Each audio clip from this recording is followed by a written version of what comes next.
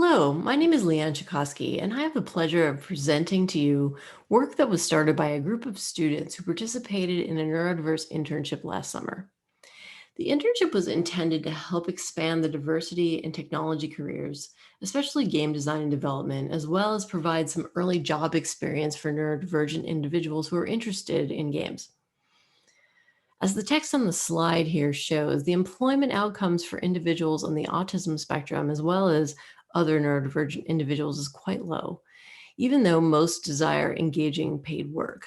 Given the large proportion of our population who identify as neurodivergent, this difficulty in finding employment has a significant impact on economic output. What we and others have recognized is that when companies stretch their practices to explicitly include neurodiverse populations in their workforce, they see advantages in problem solving and productivity and often have happier workplaces. And this was why we launched this internship funded by the National Science Foundation to begin with. So I'm here today to tell you about a particular project that a team in this internship engaged.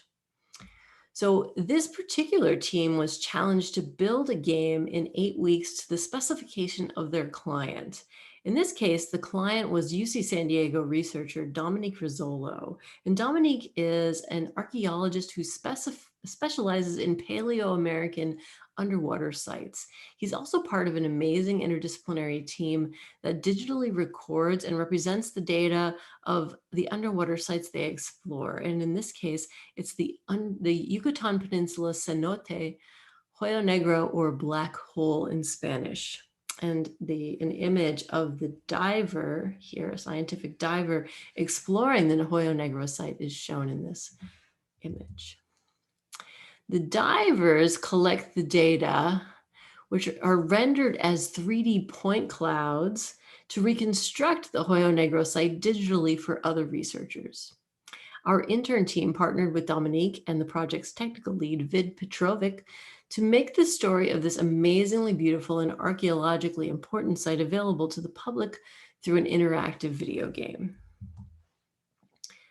This is the Hoyo Negro website at UC San Diego that details the transdisciplinary collaborations that make this work possible. And it also tells the story of some fossilized megafauna that are found at the site. More recently, a nearly complete female skeleton named Naya was also found at the site. And this discovery makes Hoyo Negro even more important for understanding Paleo-American life during the last ice age, approximately 13,000 years ago. This map shows Hoyo Negro's location in the system of underwater caves in modern-day Quintana Roo, Mexico. As you can see, Hoyo Negro lies at an intersection of several systems, but to the inhabitants of the region at the time, that is during the last ice age, the cave entrance would have been welcoming. It would have been above water and would have offered shelter. However, a difficult to see drop off took many animals and at least one human by surprise. This is an image showing the beginning of a presentation at the end of their 8-week internship of Coach Quili Huang and the internship team that did the initial work here, not only converting the 3D point cloud data, but researching what was known about the site and trying to create a way to represent this information for the goal was middle school students. And so they designed a game in which the player is a diver exploring the Hoyo Negro game. And you can see the representation of the diver here on the left, exploring the cave. And the goal is to swim around the cave and collect these glowing orbs, which represent locations of the fossil sites. The orbs will allow you to access the journal entries about the remains discovered in the cave. So once you identify enough orbs for a particular animal, you'll get more information about that animal, for example. Our group developed this story, and the 3D point cloud data provided the Hoyo Negro team an exploration game to design, to share this information with others. We'd like to share it with you here, so please feel free to try out the game for yourself at Pong Center's itch.io site listed here. Our intern team rendered the 3D point cloud data in Unity by first bringing it into Blender as a mesh, cleaning it up, and then exporting it to Unity. This graphic that I'm showing you here is what resulted from that massive amount of work, right? It's the extent of the Hoyo Negro cave that's characterized by the scientific team, but you can zoom in and see the fine detail um, when you're playing the game. The glowing orbs represent the locations of the fossil discoveries, and the goal of the game is to collect as many fossils as possible, learn about the animals that lived in the region, once all the fossil bits are recovered for that particular animal. For example, this image shows a journal entry that was unlocked by collecting all the fossils of the Highland Gomphotherium. The player learned some facts about this animal, which is considered to be among the oldest of the New World elephants. One thing that we'd like to add in future iterations is the relationship of the animal's range to the player's current location, expecting that some motivation might emerge from learning that these animals might have once roamed in their own neighborhoods long ago. At the end of the internship, Pong staff continued developing the game, including some features to assist players to find the fossils, particularly some that were more difficult to locate.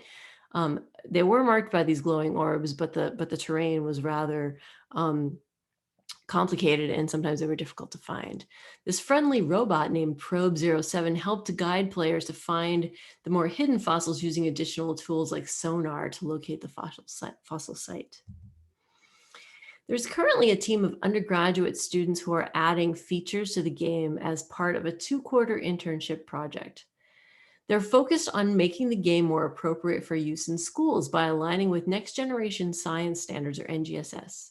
We're aiming for a middle school audience and sharing narratives from the diverse scientific team participating in the project, relating the changes that occurred in the region since the last ice age to current climate change occurring right now.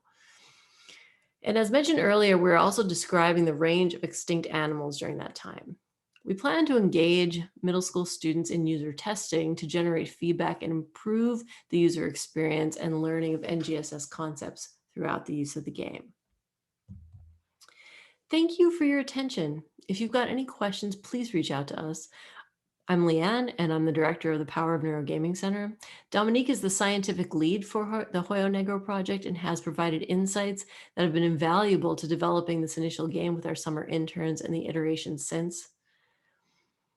Corley and Jack are staff at Pong who developed the game further in early 2021 to include some features to help users with specific aspects of gameplay. And Vid is the technical lead on the Hoyo Negro project and helped to get the 3D point cloud data from its proprietary format into a form that was acceptable to Blender. Please do reach out if you have any questions. We'd be happy to share with you this work. Thank you again for your attention.